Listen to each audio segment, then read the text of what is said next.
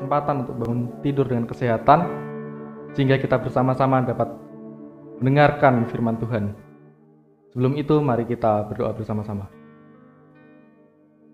Tuhan Yesus, terima kasih Tuhan atas penyertaan-Mu pada kami Tuhan pada malam hari ini ya Tuhan. Kami bersyukur ya Tuhan karena pada kesempatan kali ini kami dapat kembali lagi dibangunkan dengan tubuh yang sehat ya Tuhan. Dan sebentar lagi kami akan mendengarkan sedikit bagian dari kebenaran firman-Mu ya Tuhan.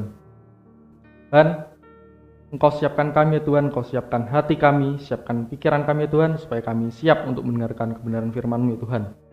Ajarkan kami ya Tuhan, supaya kami bisa menggunakan firman-Mu ini, supaya menjadi pelita bagi hidup kami Tuhan. Demikianlah ya Tuhan, seluruh doa kami yang kami panjatkan hanya dalam Tuhan kuasa-Mu.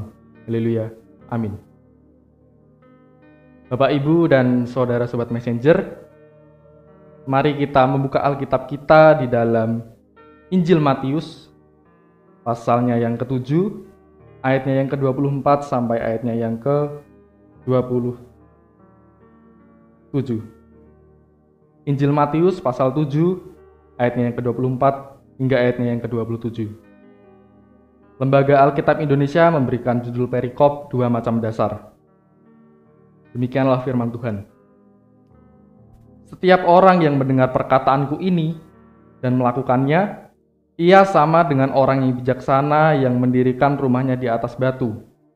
Kemudian turunlah hujan dan datanglah banjir, lalu angin melanda rumah itu. Tetapi rumah itu tidak rubuh sebab didirikan di atas batu. Tetapi setiap orang yang mendengar perkataanku ini dan tidak melakukannya, ia sama dengan orang yang bodoh yang mendirikan rumahnya di atas pasir. Kemudian turunlah hujan dan datanglah banjir, lalu angin melanda rumah itu, sehingga rubuhlah rumah itu dan hebatlah kerusakannya. Amin. Bapak, Ibu, dan Saudara sekalian, saya ingin bertanya, sudah berapa lamakah Bapak Ibu menjadi orang Kristen? Apakah sudah sejak kecil karena mengikuti orang tua mungkin? Ataukah mungkin ketika masuk ke usia remaja, masuk ke usia pemuda? Atau mungkin baru-baru ini Bapak Ibu menjadi orang Kristen? Dan selama menjadi orang Kristen, sudah berapa banyak Bapak Ibu mendengar firman Tuhan? Sedikitkah? Cukupkah? Ataukah malah sudah sangat banyak sekali Bapak Ibu mendengarkan? Tetapi di sini yang menjadi pertanyaan terpenting adalah, sudah berapa banyak kita melakukan firman Tuhan? Sudah berapa banyak kita melakukan firman Tuhan? Nah, melalui bacaan tadi, dengan jelas Tuhan Yesus membedakan dua kelompok orang, di mana kelompok yang pertama yaitu orang yang mendengarkan firman-Nya dan juga melakukannya. Tuhan Yesus menggambarkan mereka sebagai orang yang bijaksana. Orang yang bijaksana yang mendirikan rumahnya di atas batu. Kita semua tahu bahwa di dalam mendirikan rumah, di dalam mendirikan bangunan, diperlukan yang namanya fondasi. Dan tentu saja fondasi ini haruslah kuat, haruslah kokoh, supaya apa yang dibangun nanti, baik itu rumah ataupun bangunan, tidak dapat rubuh dengan mudah. Nah, oleh karena itu, tiap orang yang membangun rumahnya di atas batu tidak perlu khawatir, karena meskipun turun hujan, meskipun datang banjir dan angin melanda, maka rumah itu akan tetap utuh. Rumahnya tidak akan rubuh karena sudah didirikan di atas dasar yang teguh.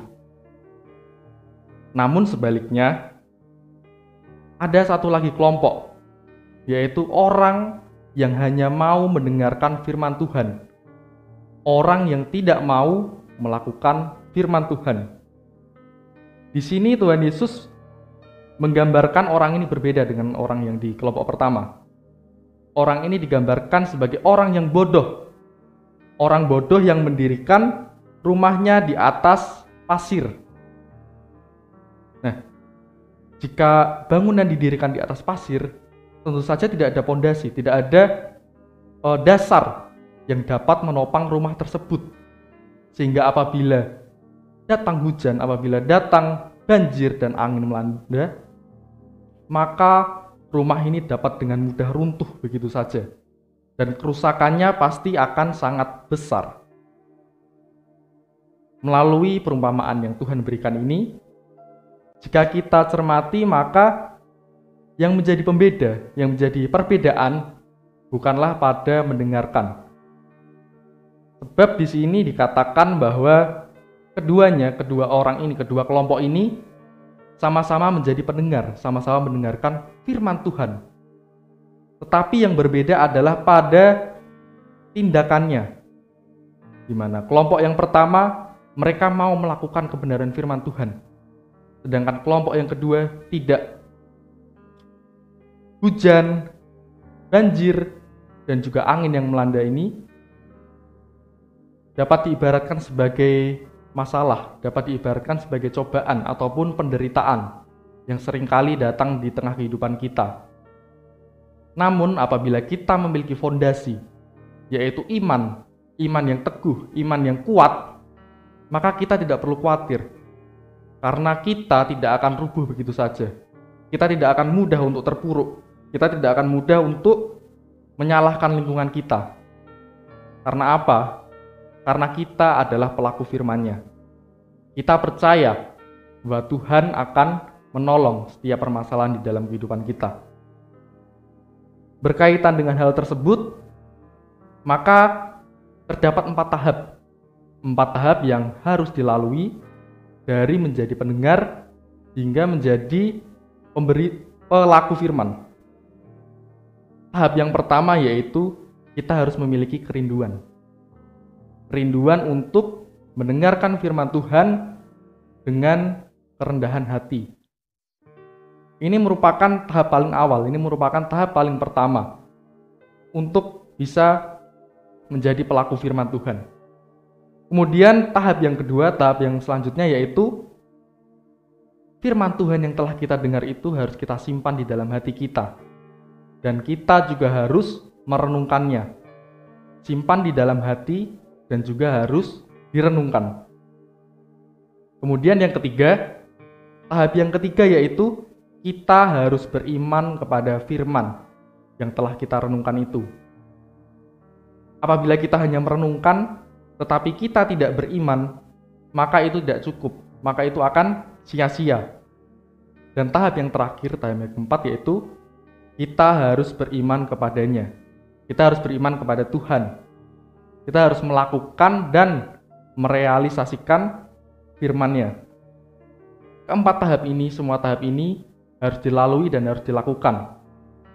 Karena apabila kita hanya mendengarkan, apabila kita hanya merenungkan, bahkan apabila kita hanya percaya kepada firman itu, tetapi kita tidak melakukannya, maka itu akan sia-sia. Banyak orang Kristen, Bapak Ibu, yang sering kali mendengarkan firman Tuhan, sudah banyak mendengarkan firman Tuhan. Bahkan juga banyak orang Kristen yang sudah berulang kali menyelesaikan membaca Alkitab. Dari kitab Kejadian Perjanjian Lama sampai kitab Wahyu di Perjanjian Baru. Akan tetapi, tidak semua orang Kristen mampu menjadi pelaku firman Tuhan. Nah, sampai di sini termasuk ke dalam manakah? Termasuk ke dalam kelompok manakah kita? Apakah kita masuk ke dalam kelompok pertama yang mau menjadi pendengar sekaligus menjadi pemberita dan pelaku, ataukah kita hanya menjadi pendengar saja di kelompok yang kedua? Di dalam surat Yakobus pasal pertama ayat yang kedua dinyatakan bahwa tetapi hendaklah kamu menjadi pelaku firman dan bukan hanya menjadi pendengar saja. Sebab jika tidak demikian kamu menipu diri sendiri. Nah, melalui firman kita pada hari ini, mari kita belajar bersama supaya kita tidak hanya menjadi pendengar firman Tuhan saja, tetapi kita dapat menjadi pelaku firman di tengah kehidupan kita sehari-hari. Amin. Mari kita bersama-sama bersatu di dalam doa. Tuhan Yesus, terima kasih ya Tuhan atas firman-Mu pada hari ini ya Tuhan. Kiranya Tuhan melalui firman-Mu pada hari ini, Engkau dapat mengajari kami ya Tuhan supaya kami dapat menjadi pelaku firman-Mu ya Tuhan. Engkau ajarkan kami ya Tuhan supaya kami tidak hanya menjadi pendengar saja ya Tuhan. Engkau ajarkan kami Tuhan supaya kami dapat menjadi berkat, supaya kami dapat menjadi dampak bagi orang-orang di sekeliling kami Tuhan. Tuhan Yesus, kami juga berdoa ya Tuhan untuk hari ini ya Tuhan, untuk kami yang akan melakukan aktivitas-aktivitas di hari ini Tuhan, baik itu di dalam lingkungan studi, di sekolah, di dalam pekerjaan, atau dimanapun itu Tuhan, Engkau berkati kami ya Tuhan. Engkau terus menyertai kami Tuhan di dalam kegiatan yang kami lakukan. Ya Tuhan, inilah seluruh doa kami Tuhan yang kami panjatkan di dalam nama kuasa-Mu. Haleluya, amin. Ya, demikianlah Bapak Ibu, renungan Bread of Life pada hari ini. Selamat pagi, selamat beraktivitas. Tuhan Yesus memberkati.